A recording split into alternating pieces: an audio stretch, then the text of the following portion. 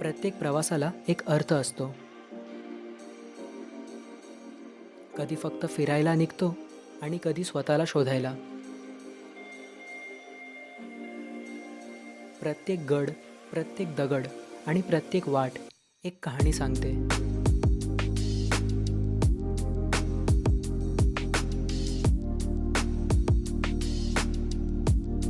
आज आपण चाललो आहोत अशाच दोन ठिकाणी जिथे इतिहासाने स्वरूप घेतला आणि निसर्गाने त्याला रंग दिला. केंजळगड आणि रायरेश्वर पठार.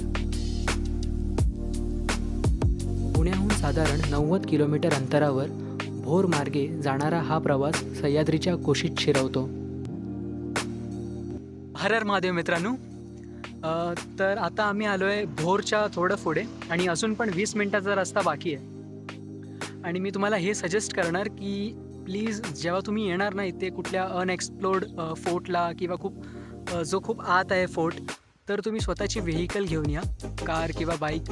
ते तुम्हाला खूप कन्व्हिनियंट पडणार आणि खूप कम्फर्ट तुम्हाला फील होणार. सो मी तुम्हाला हेच सजेशन देणार. अजून पण 20 मिनिटाचा रस्ता बाकी आहे.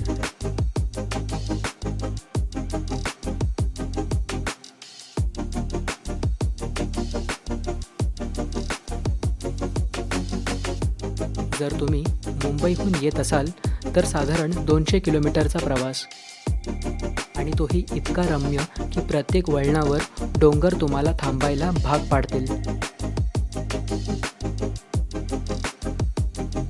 डावीकडे केंजळगड जाणारा मार्ग असून उजवीकडचा मार्ग रायरेश्वरच्या पठाराकडे घेऊन जातो. केंजळगडला केळंजगड किंवा घेरागड या नावानेही ओळखले जाते.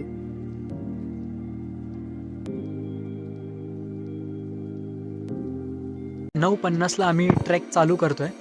आता 9:50ला चालू करतोय. आता वरती बघू किती टाईम लागतो पोहोचायला एक्झॅक्ट.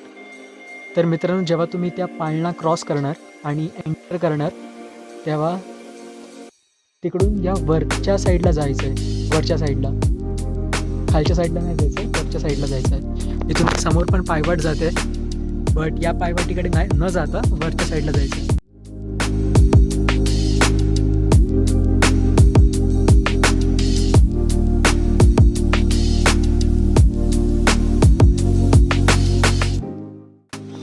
तर मित्रांनो, आम्हाला 15 मिनटं झाले वरती येतं आणि माझं प्रेडिक्शन असं रॉंग झालं आहे की मला वाटलं तर थोडं ऊन असणार, थोडंसं थंडीसारखं असणार वातावरण, पण तसं नाही आहे. काल वाटतं इथे खूप पाऊस आला आहे, म्हणून तुम्ही बघू शकता तिकडे जी माती आहे ना, माती एकदम रॉ झाली आहे, म्हणजे तुम्ही घसरू शकतात. आणि अजून एक रिक्वेस्ट आहे की जेव्हा पण तुम्ही जाणार कुठल्या पण गडावरती, कुठल्या पण ट्रेकिंगवरती, मग चांगले ट्रेकिंगचे शूज घाला. आणि तुम्हाला या दाखवतो परत.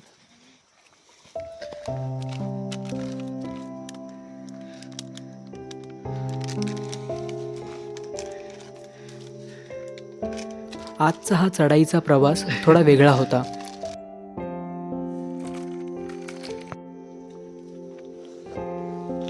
कारण मी हातात कॅमेरा नाही तर कचऱ्यांची पिशवी घेतली होती.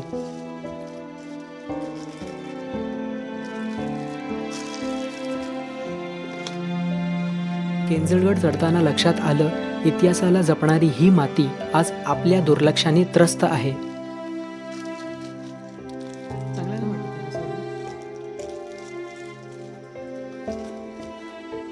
आणि म्हणून यावेळेस मी ठरवलं, व्लॉग नंतर होईल, आधी आपला गड स्वच्छ व्हायला हवं.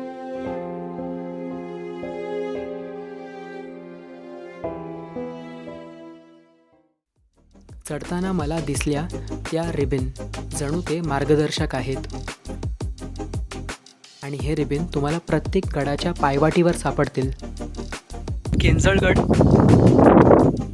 दिसत सुद्धा नाही आहे, खूप फॉग झाला इकडे. आता बघू पुढचा रस्ता कसा भेटतोय.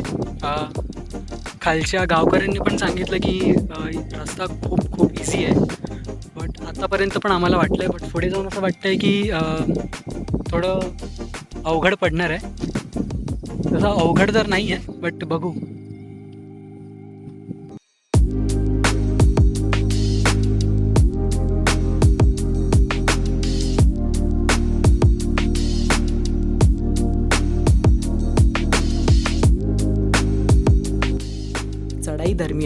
मला दिसले एक कातळातील मोठा भोग, कदाचित तंबू रोखण्यासाठी बनवलेलं, आणि एक सुंदर पाण्याचे टाके.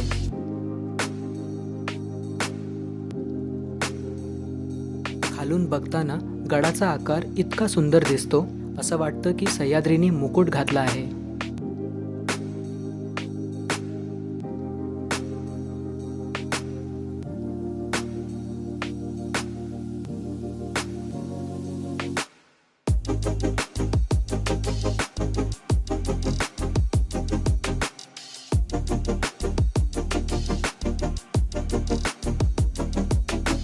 मुख्य दरवाजा नष्ट अवस्थेत असला तरी त्या दगडातही इतिहासाची धडधड जाणवते.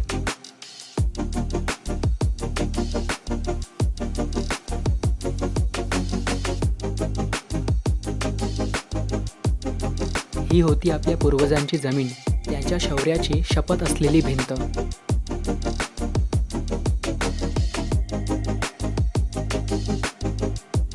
एका बाजूला आहे एक थरारक गुहा. ही कदाचित त्या काळी पहारेकऱ्यांच्या विश्रांतीची जागा असावी.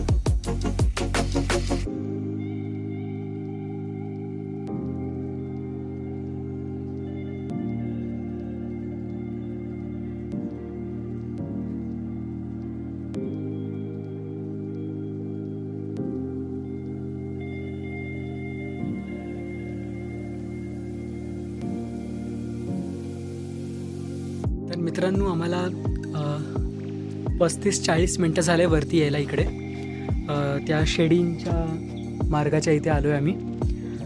आणि खरं सांगतो तुम्हाला, इथे खरंच यायला पाहिजे एकदा तरी. इकडे या मोठ्या चट्टानावर त्या दगडांच्या पायऱ्या कोरल्या आहेत. ॲप्रॉक्सिमेटली 55 काहीतरी इथे हे स्टेअर्स आहेत आणि खूप आकर्षक आहे. असेच स्टेअर तुम्हाला ट्रिंगलवाडी, सरसगड आणि जीवधनला पण भेटणार, असेच स्टेप्स. खरंच खूप मोहून घेतात हे. आणि अजून एक कळून आलं आहे की छत्रपती शिवाजी महाराजांनी या गडाचं सौंदर्य पाहून ह्याला मनमोहन गड असे नाव दिले होते. खरंच ह्याची पण हिस्ट्री खूप चांगली आहे. पर्वतात कोरलेल्या या दगडी पायऱ्या इतक्या अचूक कोरल्या आहेत की प्रत्येक पायरीवर पाऊल ठेवताना शिल्पकलेचा आणि शौर्याचा संगम जाणवतो. त्या काळी याच जिन्यावरून सैनिक वर यायचे. पायऱ्यांचा उतार आणि माप इतका परिपूर्ण आहे की शतकानंतरही ते कोसळलेले नाही. या दगडांच्या पायऱ्या म्हणजे त्या काळीचं इंजिनिअरिंगचं अद्भुत उदाहरण आहे. त्या पायऱ्या चढून आल्याच्या नंतर तुम्हाला राईट साईडला एक अवशेष भेटणार.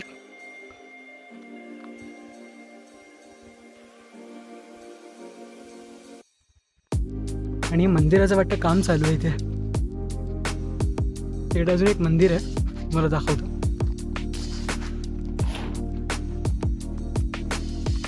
हे अवशेष केंजळदेवी मंदिराचे अवशेष असावे. आज मंदिर भग्र अवस्थेत असलं तरी त्याचं महत्त्व अजूनही टिकून आहे. लोक अजूनही पायथ्याशी येऊन देवीला नमन करतात. मंदिराच्या मागे एक लहान दगडी चौथरा आहे. असे म्हणतात इथे पूर्वी दीपमाळ असायची. गडावरचं हे एकमेव धार्मिक ठिकाण ज्यामुळे गडाच्या इतिहासाला आध्यात्मिक स्पर्श मिळतो. या गडावर 2 चुन्याच्या घाणा आहे. त्या काळात बांधकामासाठी लागणारा चुना इथेच तयार केला जायचा. म्हणजे गडाचं बांधकाम त्याच गडावरच तयार झालेल्या चुन्याने झालं. गडावरचं एक अत्यंत मजबूत बांधकाम म्हणजे दारूचं कोठार. ही जागा अजूनही अर्धवट अखंड उभी आहे. शिवकाळात इथे तोफ्यांची दारू आणि लढाईचं सामान साठवलं जायचं.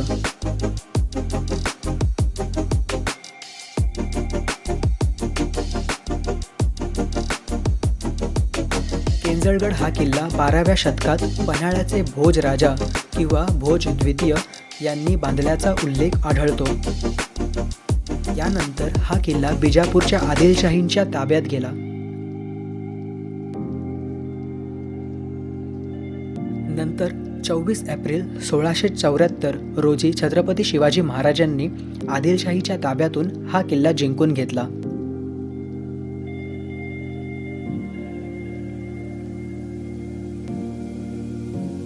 त्यावेळी गडाचा फौजदार गंगाजी विश्वासराव किर्डत होता. त्यानंतर सन 1701 मध्ये मुघल बादशाह औरंगजेबच्या सैन्याने हा किल्ला ताब्यात घेतला. पण लगेच पुढच्या वर्षी म्हणजेच सन 1702 मध्ये पिळाजी गोळे यांनी हा किल्ला पुन्हा मराठा साम्राज्यात आणला.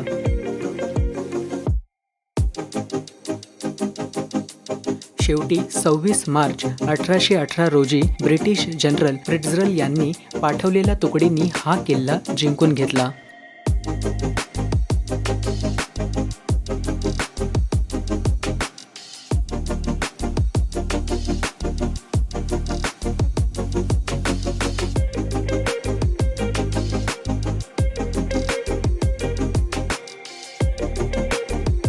या ढाक्यांची भिंती भग्र अवस्थेत असल्या तरी त्यांच्या रचनेतून त्या काळीची शास्त्रीय बांधकाम कला दिसून येते.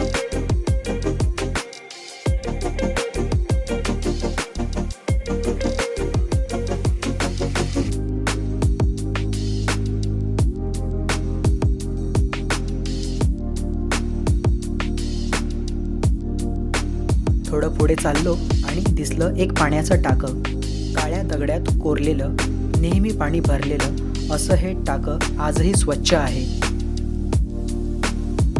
पठारावर एक सुंदर तळाव पण आहे. आणि असा व्ह्यू जो आहे तुम्हाला घरी बसून नाही भेटणार आहे. व्ह्यू खरंच चांगला आहे. मी माझ्या मित्राच्या मोबाईलमध्ये शूट केलं आहे, महावीरच्या इकडेच आहे. मग मी ह्याच्या मोबाईलमध्ये सगळे शूट केलं आहे. ह्याच्या थोडी क्लिअरिटी चांगली आहे म्हणून. आणि व्ह्यू खरंच खूप सुंदर आहे. मी एकदा ट्राय करतो तरी पण दाखवण्याचा. माथ्यावरून पाहिलं तर धोम तलावाचं दृश्य म्हणजे निसर्गाचा आरसा. समोर सह्याद्रीच्या रांगा, खाली धोक्यात दडलेलं तलावाचं पाणी आणि त्या सगळ्यात उभा आहे आपला गड. ही उंची, ही हवा, हे शांतपणा सगळं मिळून एकच भावना निर्माण करतात, स्वराज्याचा अभिमान. इतकं सगळं पाहून जाणवलं केंजळगड फक्त एक गड नाही तर त्या काळचा एक शाळा आहे, जिथे प्रत्येक दगड शिकवतो शौर्य, शिस्त आणि स्वच्छता.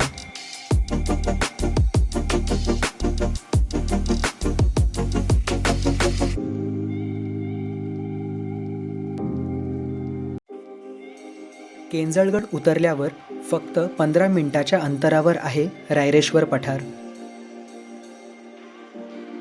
हा किल्ला नाही, पण त्याचं महत्त्व कोणत्याही किल्ल्यापेक्षा कमी नाही.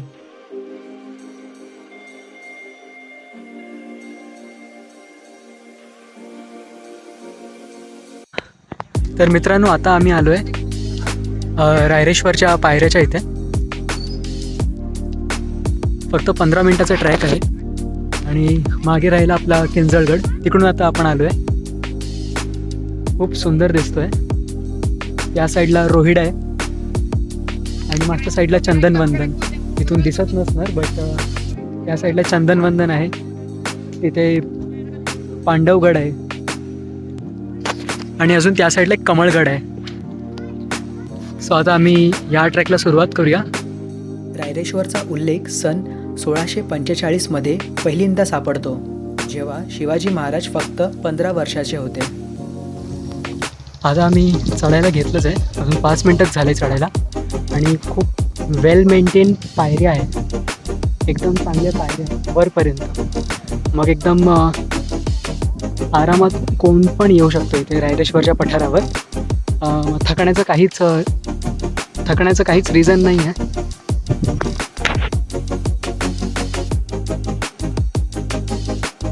पूर्वी या उंच आणि घसरड्या दगडांवरून चढणं सोपं नव्हतं. ही जी सिमेंटची पायरी आणि मजबूत लोखंडी शिडी दिसते ती नंतर बांधली गेली आहे.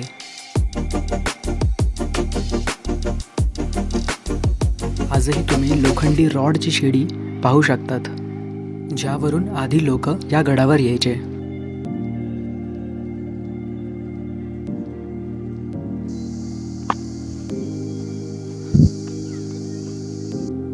बघा, तुम्ही बघू शकतात पायऱ्या आहे इथं चांगल्या.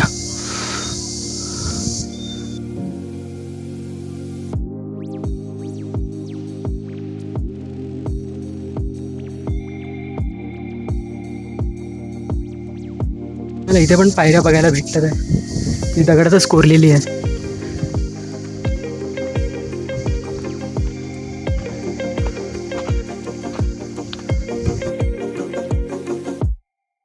पठारावर खूप थंडीचं वातावरण आहे.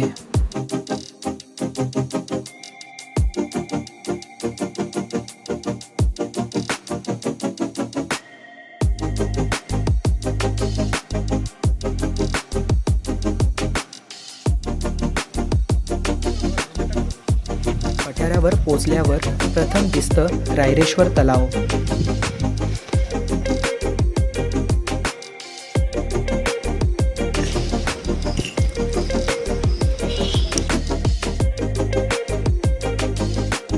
रायरेश्वर मंदिराकडे जाता जाता मध्येच दिसलं गौमुखी तळ.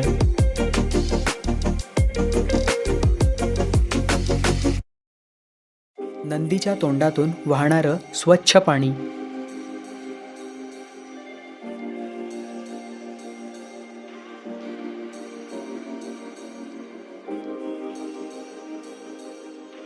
आणि शेवटी दिसलं ते प्राचीन रायरेश्वर मंदिर.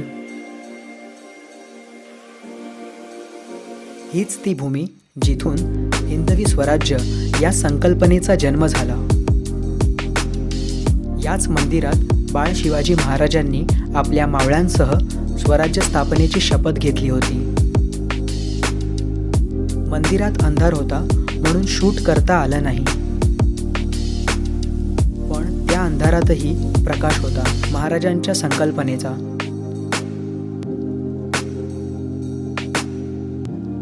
मंदिराजवळ देवीचं मंदिर आणि महाराजांची मूर्ती आहे आणि ती बघताना मनात नतमस्तक होण्याची भावना आपोआप येते.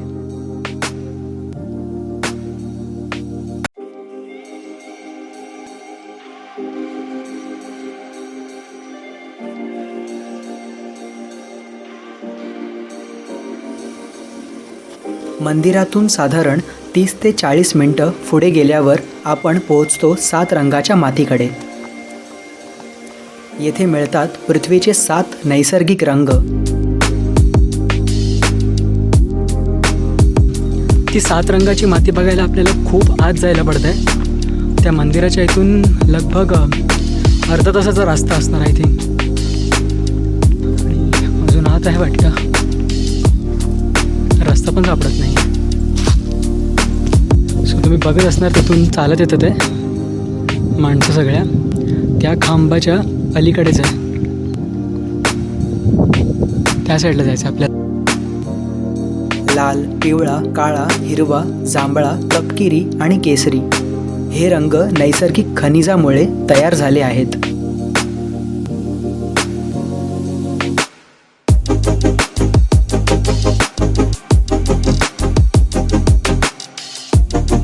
आणि पावसात त्यांचा तेज आणखी वाढतो.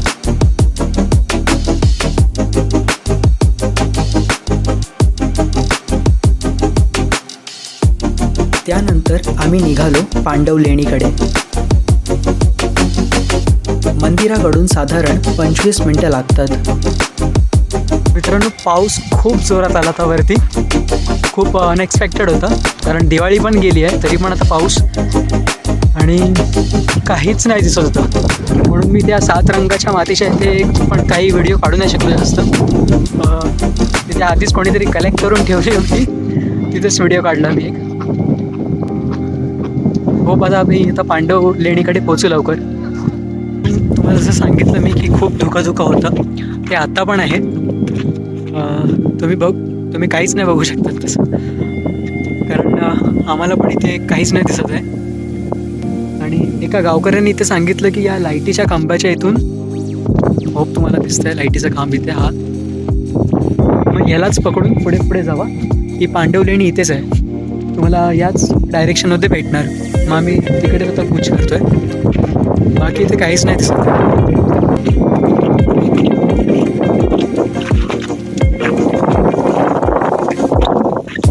ट्रेकिंग शूज घाला चांगले.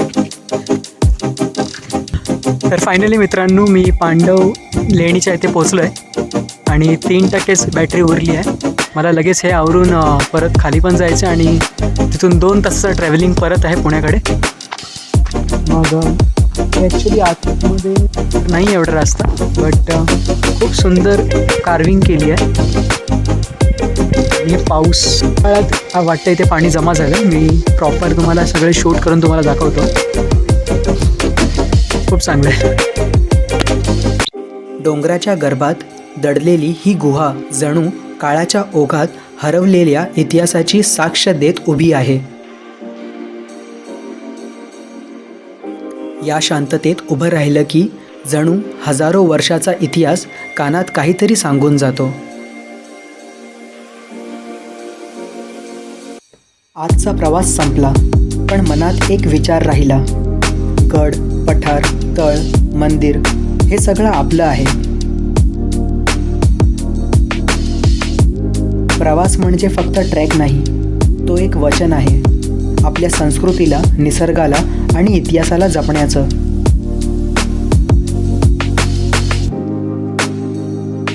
केंजळगड आणि रायरेश्वर यांनी आज पुन्हा आठवण करून दिली की प्रत्येक पाऊल जपलं तरच सह्याद्री जिवंत राहील.